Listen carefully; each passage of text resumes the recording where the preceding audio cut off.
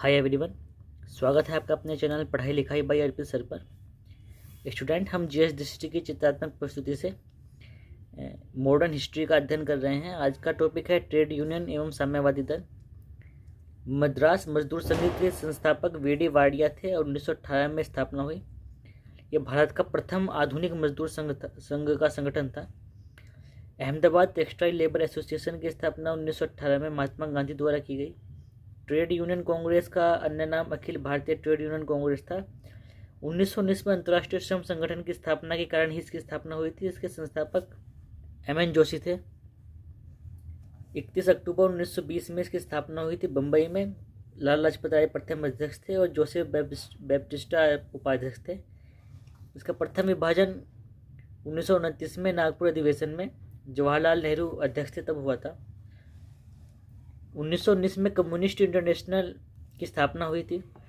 ये स्थापना Vladimir Ilyich Lenin और रूसी पार्टी जो बोल्शेविक थी उसके द्वारा की गई थी। ट्रेड यूनियन आंदोलन के क्रांतिकारी चरण का समय 1926 से 1939 तक माना जाता है। कम्युनिस्ट इंटरनेशनल के सदस्य बनने वाले पहले भारतीय एमएन रॉय थे। 1940 में रेडिकल डेमोक्रेटिक दल की स्थापना एमएन रॉय ने की। Revolutionary communist party of India क्रांतिकारी साम्यवादी दल की स्थापना सोमेंद्र नाथ टैगोर ने की थी।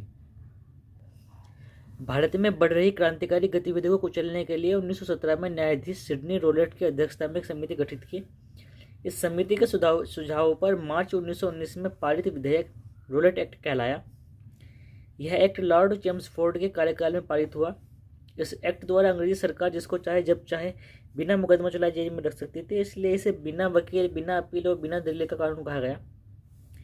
अखिल भारतीय राजनीति में गांधी जी का प्रथम साहसिक कदम रोलेट एक्ट के विरुद्ध 1919 में प्रारंभ किया गया सत्याग्रह था। गांधी जी ने रोलेट एक्ट के लिए 3 राजनीतिक मंचों का उपयोग किया। इसमें होम रूल लीग, खिलाफत और सत्याग्रह सभा शामिल थे।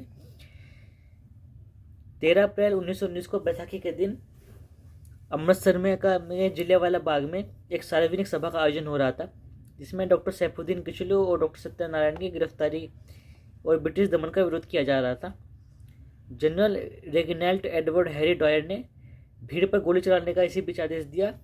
इसमें काफ़ी भारी नरसंहार हुआ था और हत्याकांड की जांच हेतु ब्रिटिश सरकार द्वारा कमीशन का गठित हुआ, जिसमें 1920 में अपनी रिपोर्ट दी और इस दुर्घटना के लिए सरकार को दोषी नहीं माना और डायर का कार्य केवल निर्णय लेने की भूल बताया गया था।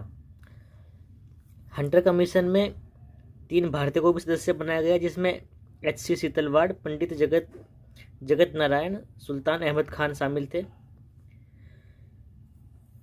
जनरल डायर जलियांवाला बाग हत्याकांड के लिए ही पदच्युत हुए। जनरल डायर को दी गई विभिन्न उपाधियां थी। ब्रिटिश साम्राज्य का रक्षक, ये ब्रिटिश अखबार ने इन्हें बोला क्योंकि इन्होंने भारत में भारी नरसंहार किया था, इसलिए। ब्रिटिश साम्राज्य का शेर, ये ब्रिटिश लॉर्ड सभा द्वारा कहा गया। और मान की तलवार, ये ब्रिटिश सरकार द्वारा इन्हें उपाधि दी गई थी। सितंबर 1920 में कलकत्ता में हुए कांग्रेस अधिवेशन के प्रमुख मुद्दे थे जलियांवाला बाग हत्याकांड और खिलाफत आंदोलन। मदन मोहन मालवीय सम्मिलित नहीं हुए थे खिलाफत आंदोलन में। अखिल भारतीय खिलाफत कमेटी का गठन 1919 में हुआ था। हाजी कुल मुल्क की पदवी का त्याग हकीम अजमल खान ने किया। खिलाफत आंदोलन को देश की स्वतंत्रता के आंदोलन से जोड़ने के विरोधी थे जिन्ना। गांधी जी को राजनीति में धर्म न लाने की सलाह भी जिन्ना ने दी थी। जलियांवाला बाग हत्याकांड के विरोध में ब्रिटिश सरकार द्वारा प्रदान की गई नाइटहुड की उपाधि को रविंद्रनाथ टैगोर ने वापस किया था। सी शंकरन नायर ने वायसराय की कार्यकारिणी से इस्तीफा दे दिया था। इसी कारण जलियांवाला बाग हत्याकांड के समय पंजाब के लेफ्टिनेंट गवर्नर रहे सर माइकल डायर को मार्च 1940 में लंदन में पंजाब के क्रांतिकारी नेता उधम सिंह ने मौत के घाट उतार दिया। 1919 में जघन्य जलियांवाला बाग हत्याकांड के समय भारत का वायसराय चेम्सफोर्ड था। खिलाफत कमेटी के प्रमुख सदस्य डॉक्टर अंसारी, हकीम अजमल खान, हसरत मोहानी, शौकत अली, मोहम्मद अली और अबुल कलाम आज़ाद थे। शौकत अली और मोहम्मद अली को इसे प्रारंभ करने का श्रेय दिया जाता है। इसका कारण था कि ब्रिटिश सरकार द्वारा प्रथम विश्व युद्ध की समाप्ति के बाद तुर्की साम्राज्य का विघटन किया गया और तुर्की के सुल्तान इस्लामी साम्राज्य के जो खलीफा थे उन्हें भारतीय मुसलमानों का ऐसा विचार था कि उन्हें पदच्युत नहीं किया जाना चाहिए। भारतीय मुसलमानों द्वारा तुर्की के ओटोमन साम्राज्य की रक्षा और खलीफा को बनाए रखने हेतु आंदोलन प्रारंभ किया गया। 23 नवंबर 1919 में स्थान था दिल्ली और खिलाफत कमेटी सम्मेलन के अध्यक्ष महात्मा गांधी बनाए गए। असहयोग आंदोलन 1 अगस्त 1920 को महात्मा गांधी द्वारा प्रारंभ किया गया। कलकत्ता अधिवेशन में 1920 में इसका प्रस्ताव पारित हुआ और नागपुर अधिवेशन में असहयोग प्रस्ताव सी.आर. दास द्वारा प्रस्तावक सी.आर. दास प्रस्तावक थे और 1920 में भी इसे पुनः पास किया गया। अधिवेशन में गांधी जी प्रस्तावक थे और सी.आर. दास इसके विरोधी थे। इसकी सफलता थी कि जनता के मन में ब्रिटिश शक्ति का भय हट गया। पहली बार देश की जनता संगठित हुई और जनता को आधुनिक राजनीति से इससे में परिचित कराया गया। जनता में आज़ादी की भूख इसके कारण जग गई थी। फिर 1922 में 4 फरवरी को गोरखपुर जिले के चोरीचोरा नामक स्थान पर क्रुद्ध भीड़ ने थाने में आग लगा दी, जिससे कई सिपाहियों की मृत्यु हो गई। 12 फरवरी 1922 को इसी चोरीचोरा कांड के कारण आंदोलन को स्थगित करना पड़ा। इसमें गांधी जी ने कैसर हिंद उपाधि का त्याग किया और राय बहादुर जमुनालाल बाजार ने अपनी उपाधि का त्याग किया था। ये राय बहादुर भी उस समय उपाधि हुआ करती थी। डॉक्टर मुंजे द्वारा गांधी जी के खिलाफ निंदा प्रस्ताव। अवनींद्रनाथ टैगोर ने कहा कि विदेशी वस्तु को जलाना अविवेकी या निष्ठुर बर्बादी है। 1921 में काशी विद्यापीठ की स्थापना हुई बनारस में। 1920 में गुजरात विद्यापीठ की स्थापना हुई अहमदाबाद में। 1920 में जामिया मिलिया इस्लामिया की स्थापना अलीगढ़ में हुई, जो बाद में दिल्ली स्थानांतरित हुआ। 1916 में बनारस हिंदू विश्वविद्यालय की बनारस में स्थापना हुई थी। जनवरी 1923 में सी.आर. दास और मोतीलाल नेहरू ने स्वराज पार्टी की स्थापना की। इसमें श्रीनिवास अयंगर और एन.सी. केलकर अन्य नेता थे। इसका उद्देश्य था चुनाव के माध्यम से काउंसिलों में प्रवेश करके उन्हें काम न करने देकर 1919 में के भारत शासन अधिनियमों का उच्छेदन करना। मतलब ये था कि स्वराज पार्टी चाहती थी कि हम चुनाव लड़ें, उसमें जीतने के बाद काउंसिल में जाए और वहाँ से ब्रिटिश सरकार की कार्यप्रणाली को बाधित करें। चित्तरंजन दास की उपाधि देशबंधु थी। इन्होंने इंग्लैंड से वकालत की पढ़ाई की और वकील के रूप में सबसे बड़ी सफलता इनकी थी अलीपुर बम कांड केस में अरविंद घोष का इन्होंने बचाव किया। मोतीलाल नेहरू 16 दिसंबर 1922 को इंडिपेंडेंट पार्टी बनाने का निर्णय मदन मोहन मालवीय के साथ लिया। स्वराज पार्टी की एक महत्वपूर्ण उपलब्धि थी 1925 में विट्ठल भाई पटेल को सेंट्रल लेजिस्लेटिव असेंबली का अध्यक्ष चुना गया। ये स्वराजियों के प्रयासों के द्वारा ही संभव हो पाया था। 1919 के माउंटेन्यू चेम्सफोर्ड सुधार में 10 वर्ष पर इसकी समीक्षा हेतु एक संवैधानिक आयोग का गठन किया जाना था, लेकिन 2 वर्ष पूर्व ही नवंबर 1927 में ब्रिटिश प्रधानमंत्री स्टैनली बोल्डविन द्वारा साइमन कमीशन का गठन कर दिया गया। में अध्यक्ष जॉन साइमन थे। अध्यक्ष सहित कुल 7 सदस्य थे और सभी सदस्य अंग्रेज थे। क्लीमेंट एटली भी इसमें सदस्य था। इसके सभी सदस्य गैर भारतीय थे, इसलिए इसे व्हाइट कमीशन श्वेत कमीशन भी कहते हैं। कांग्रेस द्वारा मद्रास अधिवेशन दिसंबर 1927 में साइमन कमीशन का विरोध करने का निर्णय किया लिया। फिर 3 फरवरी 1928 को साइमन कमीशन का बम्बई आगमन हुआ और देशव्यापी हड़ताल का इसमें आयोजन किया गया और नारा दिया गया साइमन कमीशन वापस जाओ। लाला लाजपत राय लाहौर में साइमन कमीशन के विरोधी थे। इन्होंने इस समय जुलूस का नेतृत्व किया और पुलिस द्वारा गंभीर रूप से लाठीचार्ज किए जाने के कारण घायल हुए। इसी कारण इनकी मृत्यु हो गई। और पंजाब में प्रमुख राजनीतिक नेता ये थे। इनकी उपाधि पंजाब केसरी थी। साइमन कमीशन के प्रत्युत्तर में नेहरू रिपोर्ट तैयार की गई थी।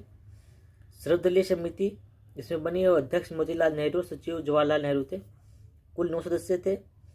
पूर्ण स्वतंत्रता के स्थान पर डोमिनियन स्टेटस की मांग की गई थी। सांप्रदायिक आधार पर पृथक निर्वाचन मंडलों के स्थान पर अल्पसंख्यकों के हेतु आरक्षित स्थानों के लिए संयुक्त निर्वाचन क्षेत्रों का प्रस्ताव रखा गया था।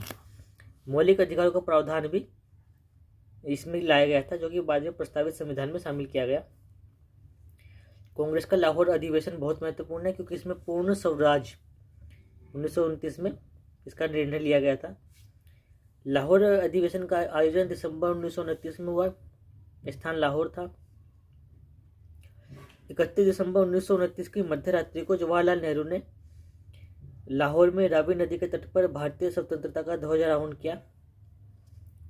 इसका लक्ष्य घोषित था कि पूर्ण स्वराज अर्थात स्वतंत्रता। जवाहरलाल नेहरू द्वारा यह किया गया। महत्वपूर्ण निर्णय था कांग्रेस कार्यकारी समिति द्वारा 2 जनवरी 1930 की बैठक में निर्णय लिया गया कि 26 जनवरी 1930 का दिन हम पूर्ण स्वराज के दिवस के रूप में मनाएंगे और 26 जनवरी को प्रत्येक वर्ष पूर्ण स्वाधीनता दिवस मनेगा। इसके अध्यक्ष जवाहरलाल नेहरू थे। लाहौर अधिवेशन 1929 में घोषित संकल्प थे कि नेहरू कमेटी की डोमिनियन राज्य के दर्जे की योजना समाप्त हुई। स्वराज का अर्थ था पूर्ण स्वतंत्रता। गोलवेज सम्मेलन से कोई लाभ नहीं है, ऐसा संकल्प लिया गया। अखिल भारतीय कांग्रेस जब उचित समझेगी नागरिक अवज्ञा आंदोलन प्रारंभ कर देगी।